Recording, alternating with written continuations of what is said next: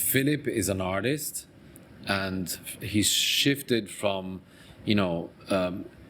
yes, architecture, which is a great job and profession, but at the end he chose to go more with his real feelings and making things unique, really built from scratch, from your hands. We're on? Allora, welcome back to Matter of Life and Design with a wonderful designer. So finally I'm back in the interviewing because I think it's very important. I'm not that short. It's him very tall, so I'm normal. He's not. No, it's fine. I was actually noticing something that I wanted to tell you immediately, is that yesterday we were looking at some things that he did with us, and the designer that was taking over things that you did noticed how detailed his drawings and renders were. And he said, really, but he did this like piece by piece, which generally it doesn't happen. That detail was quite exceptional. And what he decided then in the end is to shift, from architecture to something manual and something eco-sustainable with wood, with live wood. And your company name is Hardwood? Hardwood Hong Kong, yes. Yeah, but at the same time, I must say, before I leave the word to him, Hardwood is almost like a contradiction in terms, because he makes wood become alive and soft. So you play with a hard material, but at the same time it's soft and it's alive. And that's something that, on this channel we don't want to talk only about, practicality or design, but the design of who we are and why you came up to this decision, and where is the eco-sustainability and where is the passion and the emotion, because you're very sensitive, you're very, you understand people, so understanding clients is very, very important. But the first and most important thing is how you deal with this material. My idea was that I will be a designer, I will design and build my own furniture, but it's hard to start, so the idea was to set up a company first that would import wood, sell in Hong Kong, which is not so easily available in Hong Kong. So the idea was that to get like a easy to remember name for importing wood company, and then I would create like separate brand for the furniture. But as things turned out, there is really very little people in Hong Kong who can work with wood. Like local contractors that are used to plywood, laminate, everything factory made. So the product as a raw wood wasn't so popular, but I got quite many clients interested in finished tables. So it kind of just transitioned into the company that makes furniture. I come from very provincial town in Poland. That's where I was born. It's like now it's becoming popular to go there. It's like many lakes and forest, but many years ago it was like end of the world. Like really? It was like they were calling this North Pole of Poland because like always. So it's in the north. Yes, very low temperature. It's so much north that in summer you can see beginning of sunrise like at 3 a.m. You can see already really? It's getting bright like on the horizon, but it's like area full of nature. And wood is, in Europe, it's different than here, right? It's like all around, like every town has a carpenter. So if you need something for your home, you can just go to the carpenter and he will make it for you. It's nothing that's special, right? But I think the tradition, Hong Kong it's a city. It's 7.5 million people population, but in the end it's only a city, so everything is imported kind of, no? So you kind of found that niche that belonged to you, but how did you transition? I would say being architect in Hong Kong and being architect in Europe is much different. My father is an architect, my brother and my wife are architects, so I have like a architectural background, but my father is working with smaller projects like houses, and you have contact with the project beginning to the end. You go to the site, you Yeah. You see it, you talk with client, you talk with the builders, you can do every detail.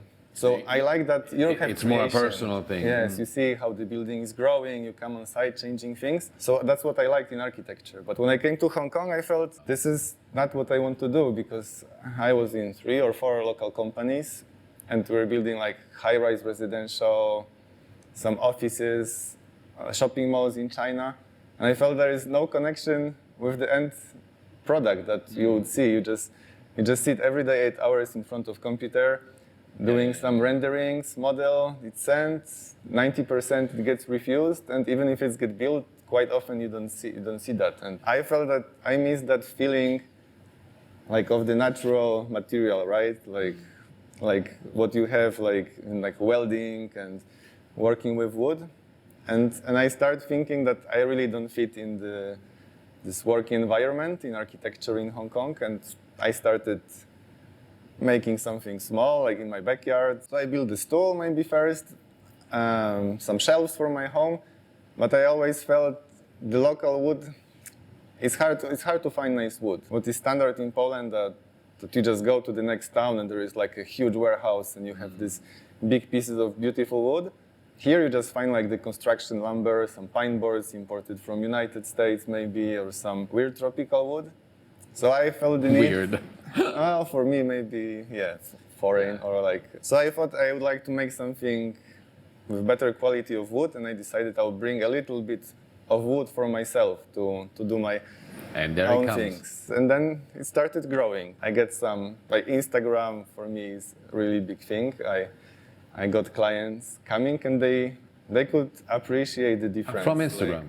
Yes, I could see they come and they see something special that is not easy to get. Like there are things you can get from China, but it's not the same. I think it's kind of part of adventure also for the client that they come, they see this raw piece of wood, and in a month maybe it will be turned into the table sitting in their living room. I think wood just feels great. Like when you touch it, it's warm, like compared to plastic or other finishes. It has unique texture. Yes, every piece is different, which makes it also difficult because you encounter different problems. Like wood is like natural material, it can warp, it can crack, so you learn to work with this, but that's also what it makes unique, that each object you make is just one. It just was one tree, and each slice is different.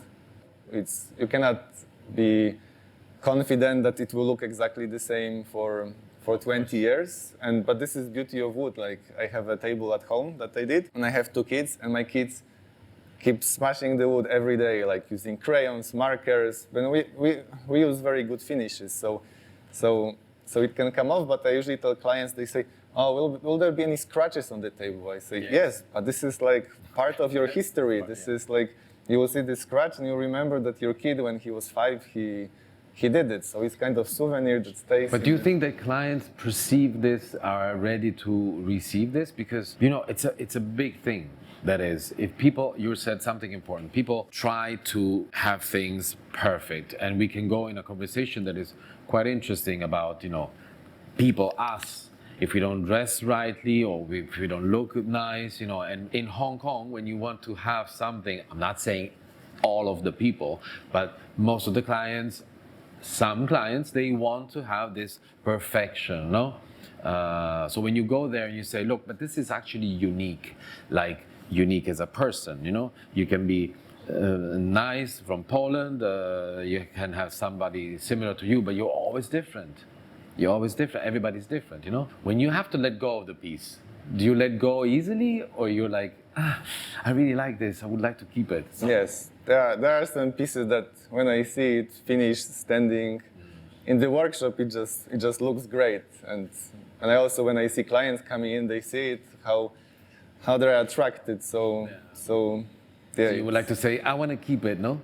Because some pieces of wood, like when they come, they stand in my workshop for like a year or 2 years, and sometimes after 2 years, maybe I see it and I get some idea, oh, maybe I could use it like that. So for 2 years, you have this piece of wood standing next to you every day, and then it becomes a furniture. So of course you get attached to the piece. But aging of wood it's a bit of educating the clients what expect, or that how it's changing, how it's aging. Like natural materials age in a beautiful way, right? Even they get scratched or something, it's nice. The factory-made things, they just look damaged. So it's different way of wearing Absolutely. out. Yeah. Like you have in Europe. So the damage becomes the beauty of the piece.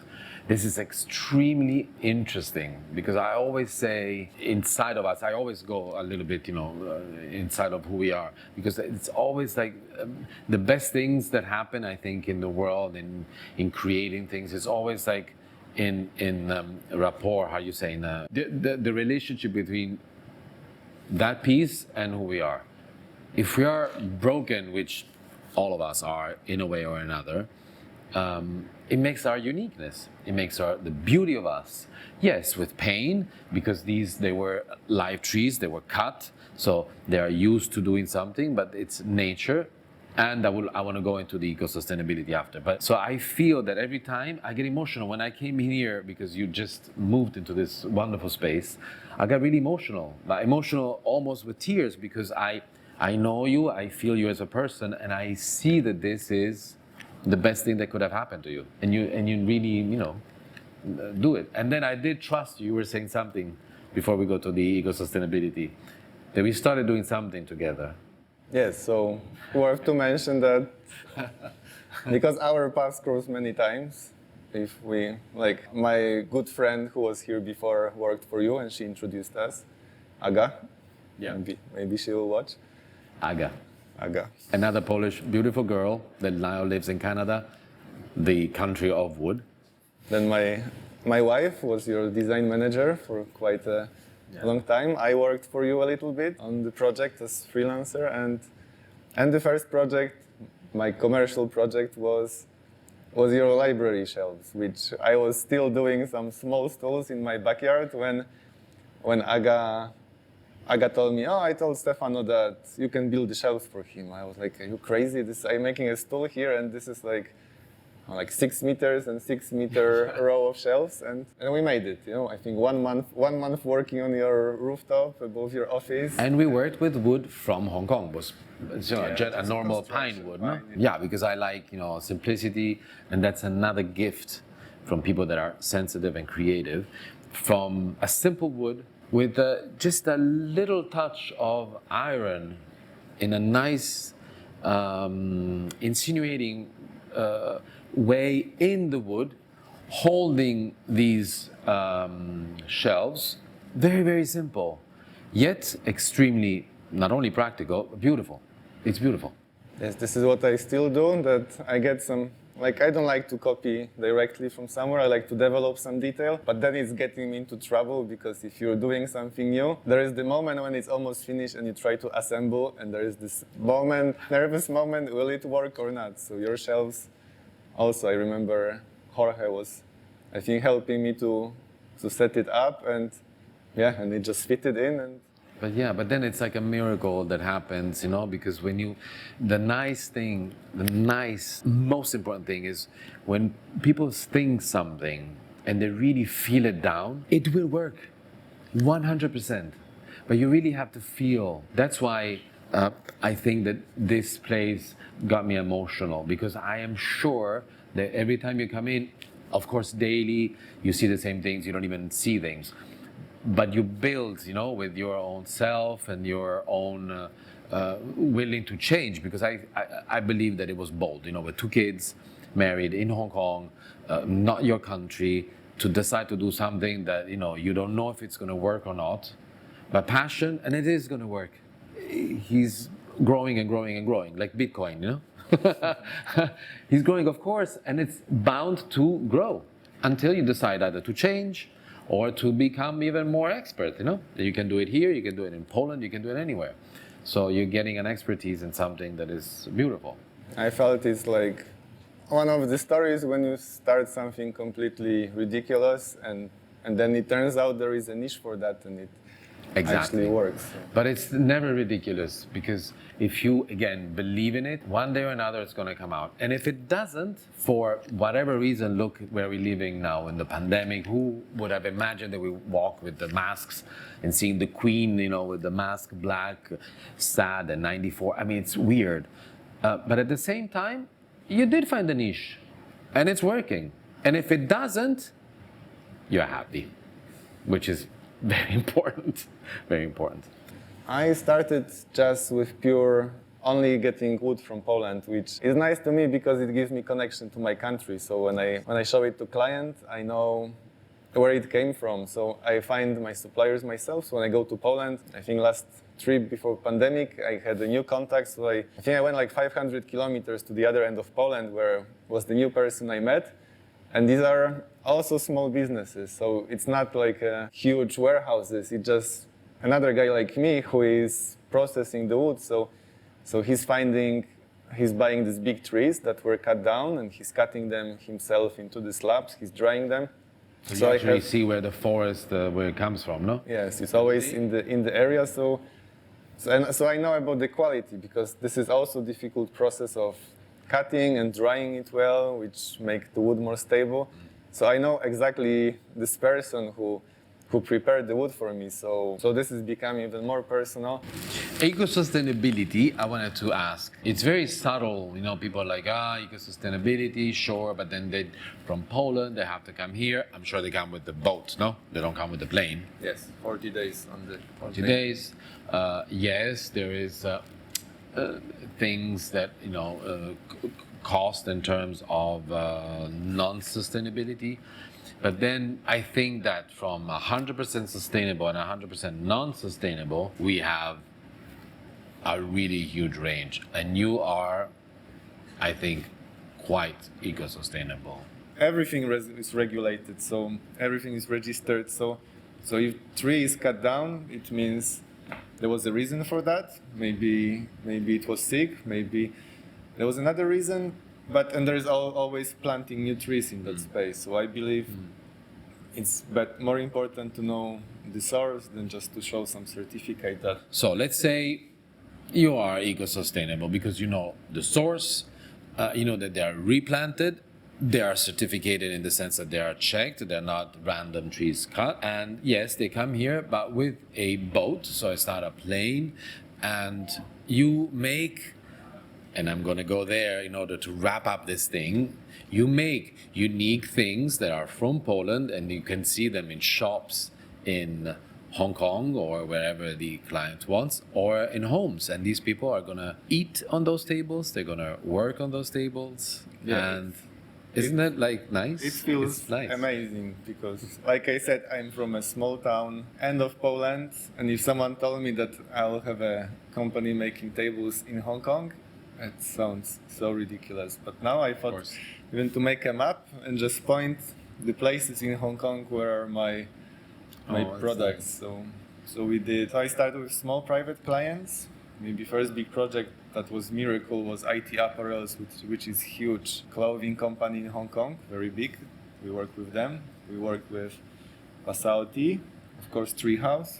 I think third big project that you design. And my goal was at some point to do something for Swire. That was like in my head that Swire is this huge company in Hong Kong, and they, in a way, they support artists, right? Like you have different developers, but Swire, they have the most brave projects, right?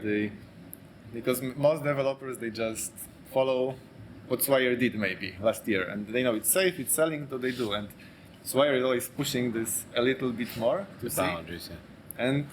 And last year I built a table for Swire showroom in One Island East in Taikoo Place, and it's, I think they're one of the most important areas, showrooms where they bring clients to show new projects. And this table is crazy, and it's still under non-disclosure agreement, so I cannot publish it yet, I think, until later this year. But so after 2 years, my top goal was achieved, and it's very satisfying. I always think that you don't need to be defined as an artist only if you sell in Christie's or Sotheby's, or you become worldwide known. I think the nice thing about this, a matter of life and design, I always say that the design is how we are as well. Our DNA, how we dress, how we deal with people and with things. And in this case, this is totally a matter of life, design, and emotions. So Filip is an artist, and he's shifted from, yes, architecture, which is a great job and profession, but at the end he chose to go more with his real feelings and making things unique, really built from scratch, from your hands. I had this desire for a long time when I just graduated, and there's always this time that you're thinking after graduation what to do. And I had this thing for carpentry, and I went to the local carpenter who built my bed, for example, and he did some work for my parents' home. And I asked him if I could be his assistant for free. Ah, nice. He said, no, you just cut off your fingers and I don't want to take a risk. And then what happened? So then a lot happened. Like I was living in China, Malaysia, Hong Kong, and in the end, so that was your dream. You tried. They said no, but then you're going back. Yeah. Again, you see, if something has to happen, generally it will happen. So just to wrap up this thing, the final thing, as an ego, can I say that the little first hint was given by Stefano? Definitely. Oh, yeah. That's nice. Like, it was a little bit pushed, but no, we already mentioned that if not you, if not this project, for me it was, it's always pushing your comfort boundaries a little bit. So when I got a chance to do your shows, I would say terrified. But if we didn't do that, I wouldn't have confidence to try the other things, because maybe building the product for a friend is more comfortable than working with completely unknown clients. So this was a really good start to what I'm doing. When you believe in something, you have to do, and you will look for people that will support you. And as Jung said in my tarots, is the synchronicity of things. So yes, as he was saying, our paths crossed for many reasons, and then there you are. I'm just a little piece that made him do what he really wanted to do. And if it wasn't me, I'm sure he would have found something else. So the synchronicity is you and I doing this thing, and I love that piece. So if you really believe in things, do them. And worst case scenario, do something you like. Yeah? You agree? I agree. Good. Okay, ciao. Thanks. Thank you so much. Thank you.